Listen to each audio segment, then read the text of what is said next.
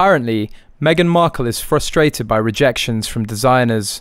Markle News 1 on Instagram posted, "Talk to my friends at Oscar Dela Renta.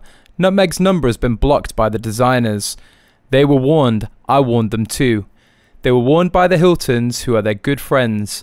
Notice how Meghan buys Oscar and tries to wear and merch it, and none of the designers credit it. Also, according to Lady Colin Campbell, she's fallen out of favour with some of their top-line courtiers. Speaking on how fashion houses select who they wish to dress in the public eye, Lady Colin shared, Meghan would have been somebody who the designers wanted to work with because she's a good-looking woman and she's high profile.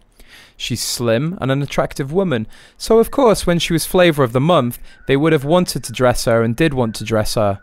Not so much anymore. At least not the top-of-the-line courtiers," she added. Meghan wore nearly £67,000 worth of designer clothes and jewellery during a 3-day trip to New York last year. From Cartier watches to £3,200 coats and a £3,288 white Valentino dress, the Duchess of Sussex racked up a very pricey designer wardrobe estimated to retail for around £66,879 for a visit where she primarily donned unseasonably warm ensembles in 76 Fahrenheit New York weather. Besides, personal stylist and image coach Melissa Lund spoke about how Meghan has copied Kate's outfits pre and post Megxit. Melissa began, "There have been many instances where Meghan and Kate have worn similar outfits. In almost all cases, it would seem that Kate wears something first and then Meghan follows Kate's lead. At least, I think this was the situation when Meghan was still a working royal.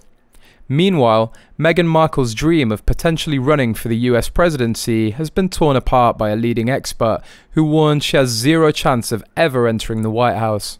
At the end of June, former Suits actress Meghan Markle took part in a conversation with feminist pioneer Gloria Steinem for Vogue, sharing a reaction to the Supreme Court overturning Roe v. Wade. Recent reports have even suggested she could be setting her sights even higher and one day planning to run to become the US president. Niall Gardner, a Washington-based foreign policy expert who was a former aide to the late Lady Margaret Thatcher, has torn apart those claims.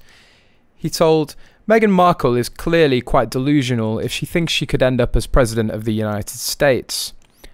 The fact that her name is being mentioned in these conversations is a demonstration of how desperate the American left are at the moment. Meghan Markle would be a spectacular failure as a presidential contender and would not be a serious contender. But the left in the US are in such a state of decline that all options are on the table with presidential candidates, and Meghan Markle's name is being thrown around as a possibility." Mr. Gardner warned, if Meghan did decide to run for the US presidency, she'd be viewed by Americans as a joke candidate because of how highly unqualified she is for the job. The foreign policy expert added she would have zero chance of becoming US president as she has zero qualifications for the job. If she ever did decide to run for the US presidency, the US public would view her as a joke candidate. There would probably be a section on the far left that would support her views, but the vast amount of Americans would view her as vastly unqualified for a presidential run.